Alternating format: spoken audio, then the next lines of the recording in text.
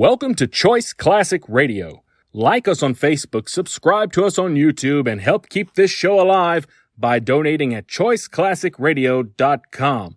For more of your favorite old-time radio shows, join us on our companion podcast, Choice Classic Radio, Mystery, Suspense, Dramas, and Horrors, where we bring to you the most mysterious tales that the golden age of radio had to offer. And now, with 116 episodes made, broadcasting from 1949 to 1953, we bring to you Richard Diamond, Private Detective.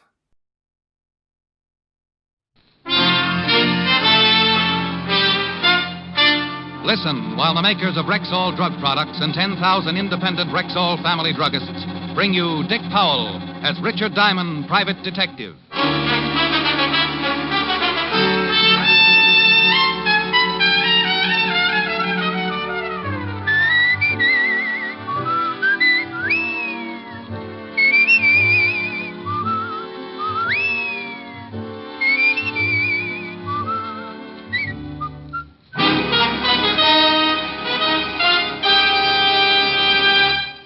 Good evening. This is your Rexall family druggist speaking to you for the 10,000 independent druggists who have made the word Rexall part of our own store names and who recommend and sell the 2,000 or more drug products made by the Rexall Drug Company, like Rexall MI-31, for example, Rexall's popular and versatile mouthwash, gargle, and breath deodorant. Full-strength MI-31 kills contacted germs almost instantly, yet will not harm the delicate membranes of the mouth and throat. Ask for Rexall MI-31 at Rexall drugstores everywhere. And remember, you can depend on any drug product that bears the name Rexall. Good health to all from Rexall. Now your Rexall family druggist brings you another exciting half hour with Richard Diamond, Private Detective, starring Dick Powell.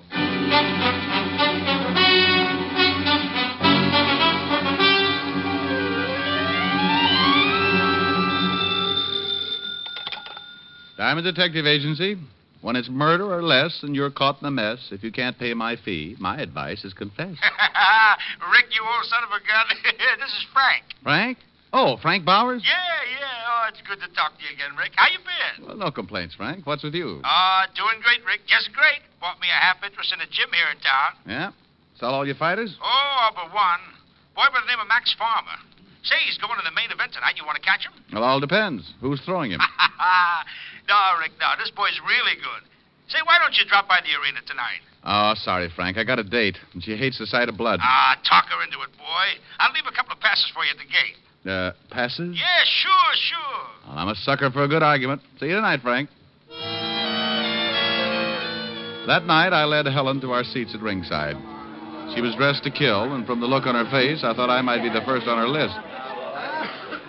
Rick, Yes, baby? would you mind telling the man behind me to stop dripping mustard on my mink? Oh, sure, honey. Hey, Buster, please do not feed the animals. That's the good boy. Rick, why of all places the fights? But, honey, these are $10 seats. Hey, Ricky, glad you could use the passes. Boing. Move your feet, Rockefeller, and let the man in. Gee, it's good to see you again, Rick. Say, I want you to meet Lorna Thorne. Wow. Hanging onto Frank's arm, I saw why boys like girls. She was wearing slightly more than the fighters. Had so many curves I got seasick just looking at her. As I stared, I suddenly felt a strange sensation in my legs. Helen was digging her heel into my shin. Come up for air, Ricky, dear. Honey, I want you to meet Frank Bowers. Sally, I'd know you anywhere. Rick's told me a lot about you. Frank. Yeah? That was 5 years ago. This is Helen. Oops. My mistake, huh? Lorna, I want you to meet Helen. Hiya. Well, when in Rome. Hiya. What a spot for a thesaurus. Hey, sit over there, will you, honey? I want to sit next to Rick. Oh, Rick, it's a shame I didn't tip you to this fight earlier. You could have put some dough on my boy and really cleaned up. You think he'll win, huh? Yeah, I know he'll win. He's fighting Lou Scott, strictly a bum from upstate. The syndicate made the match just to build up Farmer's name and pick up some easy dough on the side. Now he tells me. There's my boy getting in the ring now. I watched Max Farmer climb through the ropes, stop, smile at the television cameras, then at the crowd, and then at the cameras again. If the people at home thought they were seeing a reissue of The Hairy Ape, then television had improved. Because that's exactly how Max looked. Ladies and gentlemen, this is your main event. 10 rounds of boxing. In the white corner, wearing black trunks, weighing 175, and hailing from Buffalo, Lou Scott.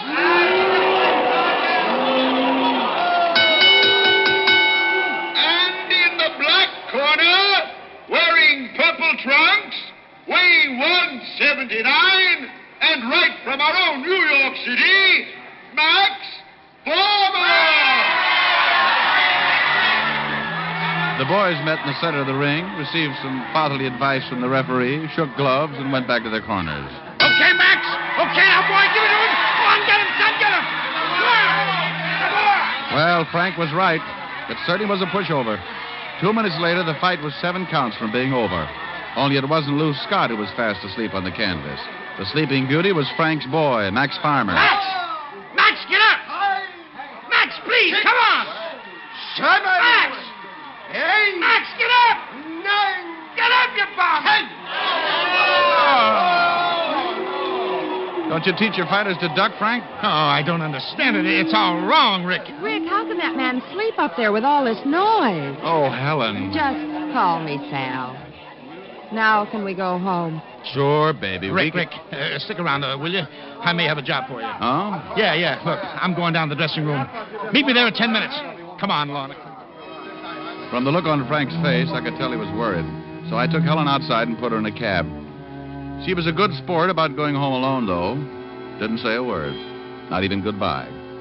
Then I went back inside and made my way to Farmer's dressing room. Come on. Inside, I could hear Frank's angry voice. All right, so you won't tell me who. But you ain't gonna get away with this, Max. I'll find out, and when I do, you'll be back there. Frank! I'll be right out, Rick.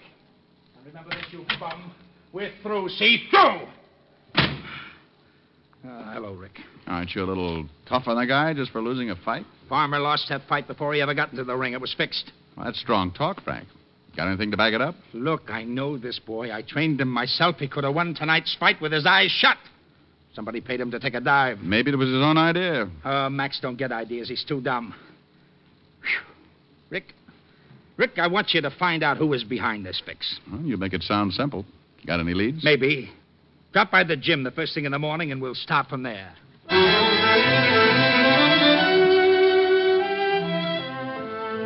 First thing next morning, I went down to Frank's gym. They say the early bird gets the worm, and I guess it's true. For standing right inside the door was none other than Sergeant Otis, pride and joy of the 5th Precinct. Pardon me, but aren't you Jack Dempsey? No, my name is... Diamond, you here? Very observant, Otis. You're improving. Learned to blow a whistle yet? Oh, why do I always have to run into you? Aren't you afraid to be out without your keeper? Where's Walt? Frank, what are you doing here? Oh, hi, Walt. Hi. Well, I've got a client here. What's your excuse? Routine check on a suicide. Guy by the name of Frank Bowers leaped from the Brooklyn Bridge. What? Frank Bowers? Yeah, know him? Yeah. Walt, are you sure about this? It's open and shut. 3 witnesses saw him do it. We pulled his body out of the river this morning. Oh, I can't believe it. Frank had no reason to kill himself. I was with him all last evening. That's a good reason. Shut up, Otis. Sorry, Rick, but these things happen. No, not to guys like Frank. He was no quitter. You sure about those witnesses? They're ordinary citizens, Rick. We took their statements this morning. That still sounds phony, Walt. Look, Rick, I know it's hard to believe a friend would take the easy way out, but in this case, it's a fact. Walt, Frank was a good friend. And before I believe he killed himself, someone's got to convince me. All right. Otis, drive Diamond out to those witnesses' homes. I'll walk back to the office. Oh, Lieutenant, why do you always pick on me? Fate, Otis. Don't fight it. It's bigger than us. Come on. Otis drove like a madman, which was strictly in character. The first witness, a butcher named Henry Burton, was at work. But the butcher's wife, a typical homemaker, gave us her version of Frank's death. And just like I told the police, off went the overcoat and over he went. Oh, it was awful. The woman trembled, Otis gloated, and I grabbed my hat. Her husband worked at a nearby market, and their stories checked. That took care of the first two witnesses. Then we drove to the home of Bill Voss, the third and final witness. Well, I was coming home from a late movie, and I started across the Manhattan approach to the bridge. This guy, Bowers, was about 10 yards in front of me. It was foggy, and I couldn't see him very well. But I could make him out when he stopped. He threw off his topcoat, climbed the guardrail, and dived in. I yelled, but it was too late. I'm the one who called the police. The stories all checked, but I still wasn't convinced. So I had Otis drop me off at Frank's gym. If Frank did kill himself, then there had to be a reason.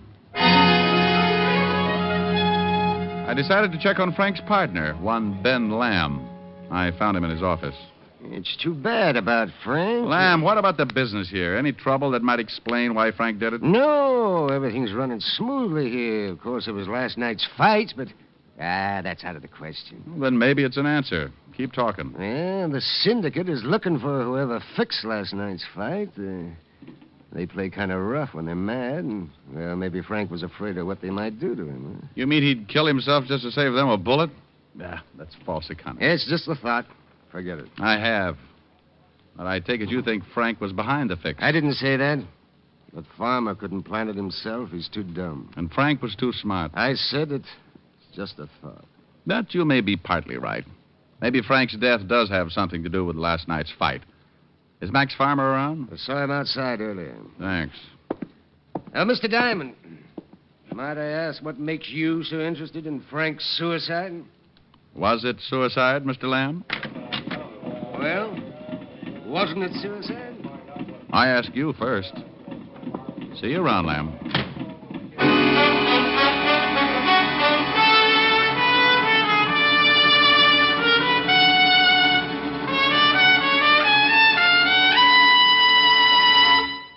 Before we continue with the adventures of Richard Diamond, private detective, here's your Rexall family druggist. Last week, a customer told me that something I really like about Rexall Milk of Magnesia is that one bottle won't be so thick I can't even pour it, and the next one thin and watery. Somehow, Rexall Milk of Magnesia always seems to be just right. Well, ma'am, that's because every bottle of Rexall Milk of Magnesia has to meet an exacting standard of viscosity, or it won't wear the Rexall label. What do you mean by viscosity? Well, an easy definition would be the degree of thickness in a liquid. Now, Rexall scientists conduct scientifically precise tests on every batch of Rexall Milk of Magnesia to make sure it meets this constant standard of viscosity, because that's one big reason why you'll always get a uniform dosage from every bottle. Oh, and I thought it was all just an accident. Oh, no, ma'am. There are no accidents behind the fact. You can always depend on any drug product that bears the name Rexall.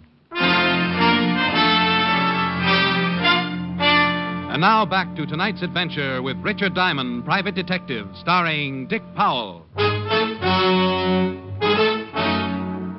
stood in the center of Frank's gymnasium, certain that Frank's supposed suicide had something to do with last night's fight. But how? That was the jackpot question. In one corner of the gym, I saw Max Farmer hitting a punching bag with a methodical, monotonous rhythm. I walked over to him. Max? Yeah. My name is Diamond. Yeah. I was a friend of Frank Bowers. Huh? Well, if you can spare any more words, I'd like to ask you a question. Look, if it's about last night, forget it, see? I don't know nothing about nothing. No argument there, but I came to see you about boxing. Huh? I don't get you. Well, Frank always said you were one of the best, and I thought you could give me a few pointers. Oh. You a fighter? No. I just like to show off at the Y. You know how it is. Oh, sure. Well, you get some trunks from the shower boy, and we'll go with you. You can learn plenty from me. Good, Max. That's just what I'm hoping to learn. Plenty. The shower boys gave me a pair of gloves and purple trunks. I felt like a self-conscious tulip as I entered the ring, but Max seemed quite impressed. Hey, you got a pretty good build. I also go steady. You all set? Yeah, I'm ready. Put 'em up. No, not above your head. Max, we come from different environments. Okay, let's go. Hey, You're not bad. Just lucky. Hey, wait till I tell my friends that I boxed with the Max Farmer. Yeah, they like that, huh? Like it? I'll be a hero. After all, Max, you've never lost a fight. I forgot last night. Sorry. Oh, don't think nothing about that fight. I'll be up there again. You'll see. Oh, no doubt. Hey, wait a minute. Wait, let's take a break. I'm winded. Okay. You know, you fighters have a lot of perseverance. Huh? Yeah, that's what we got, all right, what you said. I guess good athletes are just born, huh? Not made. Buddy, that's the truth. You know, I've been in sports since grade school. Still at it? What, sports? Skip it. I bet you were good even then, Max. Oh, boy, was I. I played football in high school. Made All-State. Weren't always a boxer, huh? No, I've done everything. Hey, tell me. What's the greatest exhibition of sports in the world? Go on now, go on. Think. Shriners Convention? Shriners? Nah. The Olympics. And I was in them, too. Would have won, but Marshall Wayne beat me on points. My. Boy, I have a lot to tell my friends. You know, there's just one other fighter I'd like to brag about sparring with. That's Lou Scott. What? That Scott's a bum. I could whip him with my eyes shut. Oh? I heard that's how you lost. Look, forget about last night. That fight was... Go on, Max. Yeah, I had a headache last night, that's all. Now I gotta take a shower. See you around. It was the first time I'd ever gone fishing in a boxing ring. I was hoping to find out who was behind the fix. That might throw some light on Frank's death. But to coin an old phrase, the big one got away. Next on my list was the girl Frank was with at the fight, Lorna Thorne. She danced at the Silver Circle, a small nightclub not far from the gym. I went backstage, climbed the iron stairs, and found her room. Just a sec. Well, Mr. Diamond. Hello, Miss Thorne. Sit down. Care for a drink? Well, it all depends. Are we drowning our sorrow or celebrating? I don't get you. Well, you don't seem too upset about Frank. Oh, that. I'm not the type to cry, honey. Ruins mascara. Oh, don't get me wrong. I liked Frank. Liked him a lot, but we were both in it just for the laughs. Mm-hmm. Tell me, did Frank come up here after he left the arena? Yeah. He came up and we talked till it was time for my number. He left about midnight. Did he seem upset? Now that you mention it, he did. Lorna, how well do you know Ben Lamb? Only seen him around. Why? Well, Lamb thinks Frank might have been behind the fixed fight. Could be. He sure was nervous. I see. You and Lamb didn't compare stories by any chance? I told you, I've only seen him around. Uh-huh. Hey, this is a nice mink coat. Been saving on employment checks? I'm a working gal, remember? Oh, come now, honey. You don't earn enough here to buy this kind of coat. I'm a bookie on the side. Fedderson's Furriers on the label. That's real richy, kid. Thanks. Now I gotta change. Okay. Oh, don't run off. I'll only be a minute. Some other time, honey. Suit yourself. I'll be around. I'll bet you will.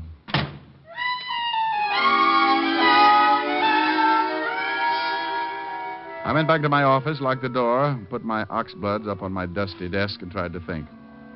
There was no logical motive for suicide, but there was plenty for murder. Lamb would inherit Frank's half of the business.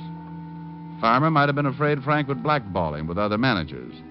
And Lorna was the type who would do anything for a fast buck. But then there was that constant headache, the three witnesses. My thoughts were all jumbled up.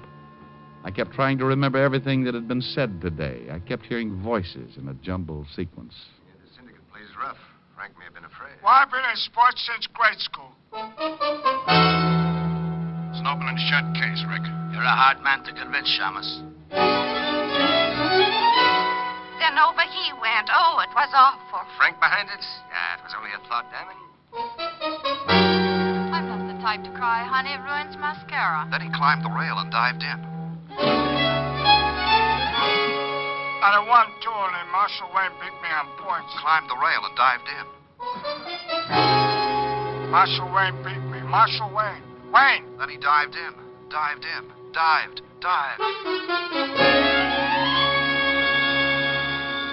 I had it. I knew how Frank was killed. Hello? Mr. Diamond, this is Francis. It was Helen's butler calling to invite me to dinner that evening. He said something about Helen expecting me, but I wasn't listening. I kept hearing that witness say Frank dived in. It was the answer to the whole thing. Mr. Diamond, sir, are you listening? Francis, if you were going to commit suicide... Sure, sir. I beg your pardon, sir. Look, if you were going to kill yourself from the Brooklyn Bridge, what would you do? Oh, dear. I'd reconsider. No, Francis. If you really were, would you jump or would you dive? Why, I'd probably jump, sir. Yes, I'm sure I would. Well, of course. It's a natural thing to do. See you later, Francis. The pieces began to fall into place. I remembered something Max Farmer had said earlier. Marshall Wayne had beaten him on points. Marshall Wayne. I had associated that name with boxing, but now... I checked in the sports almanac. Listed under the 36 Olympics, I found Marshall Wayne won the high diving competition that year. And Max had competed with him. Now I was certain. First, I put in a call to Fedderson's Furriers for some information. So far, so good. Then I called Walt and told him to meet me at the gym. It was closing time when I got there, and most of the fighters were leaving. But I caught sight of Max Farmer as he made his way out of the showers. How's the water, Max? Huh? Diamond. What's the matter? You don't look happy to see me. What are you doing here? The boys at the Y, remember? I came for some more pointers. It's closing time. Oh, that's too bad. That's the only reason you don't want to spend some time with me, huh? Yeah. You're not too tired. Me? I'm never tired. They're just closing up, that's all. Well, Max, old pal, I've got good news for you. I fixed it with Lamb for me to lock up when we're finished. Huh? Well, Not scared by any chance? Me scared of you? Why? Get some trunks. You'll see who's scared. I wondered if my Blue Cross plan was still in effect as I changed clothes and followed Max out to the ring in the middle of the deserted gymnasium. Max had an ugly scowl on his face, and I knew that this time he would pull no punches. Ouch. Hey, playing rough, eh, pal? You got a lousy guard. That's all. Hi.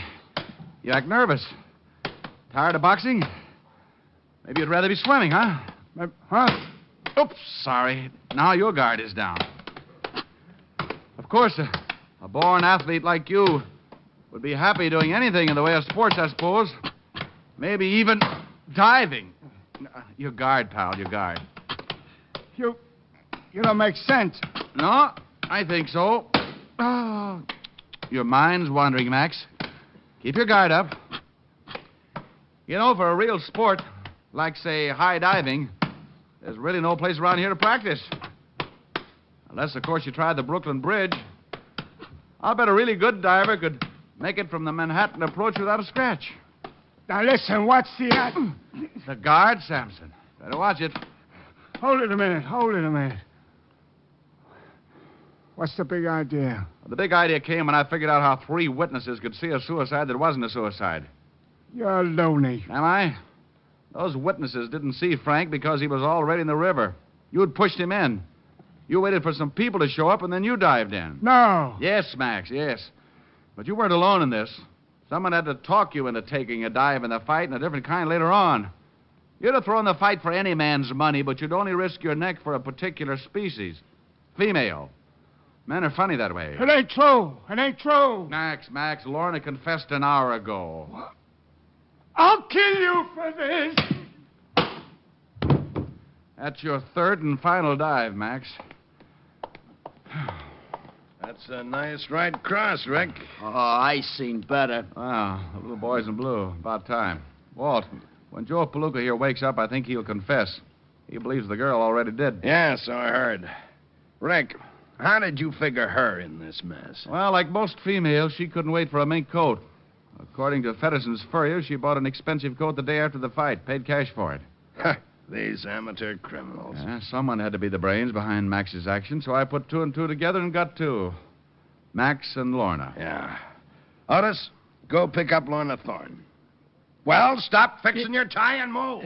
Oh, let him alone, Walt. First date he's had in years.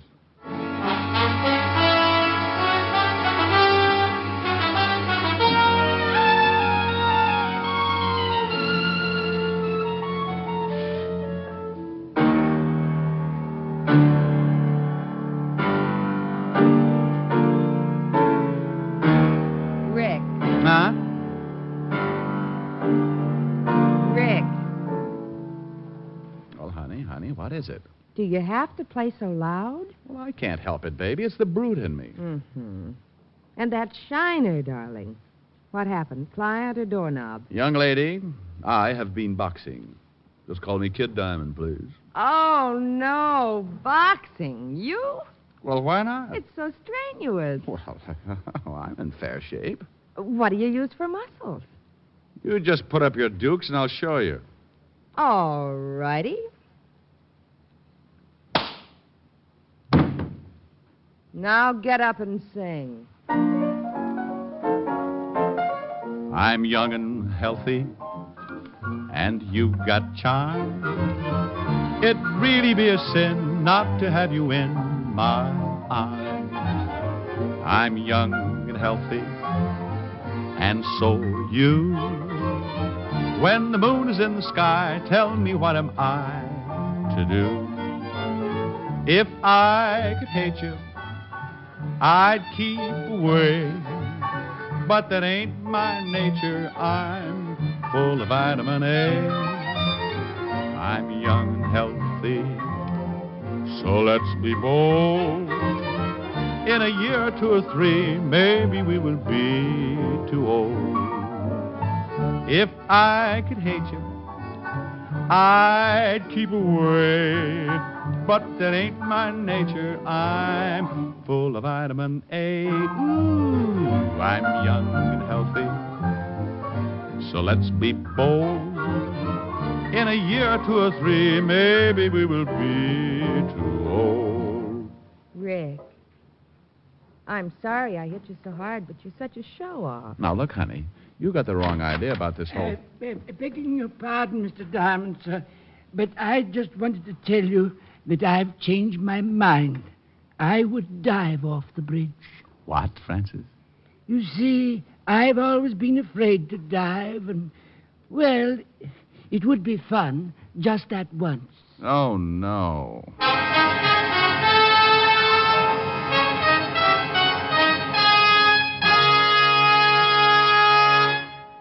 Again, here's your Rexall family druggist.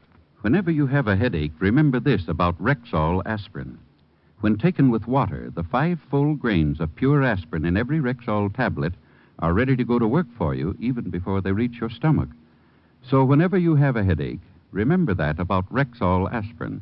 Ask for it at Rexall drugstores everywhere. And remember always, you can depend on any drug product that bears the name Rexall. Good health to all from Rexall.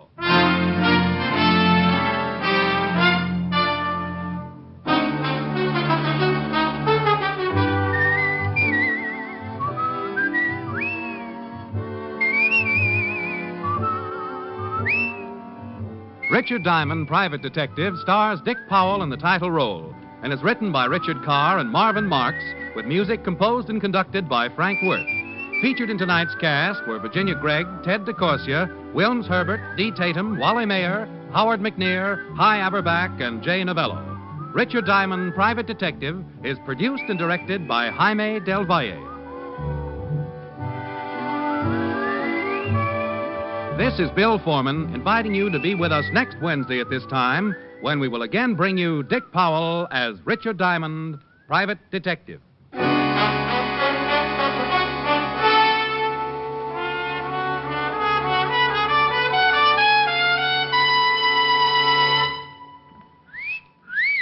Hiya, beautiful. Get lost, Bristlepuss. You need a shave. But I have shaved. What else do you want me to do? Silly boy, she wants you to go Stag. Go Stag? But why? Because Stag is Rexall's exclusive line of men's good grooming aids, like Stag Brushless Shave Cream. No fuss, no massage, just smooth it on, and presto, you get a clean, close shave. Your face stays smooth and whiskerless all day long. I'll do it. I'll go Stag. That's it. Join the Stag line now at Rexall drugstores everywhere. Yes, to make girls care. Go Stag. This is NBC, the National Broadcasting Company.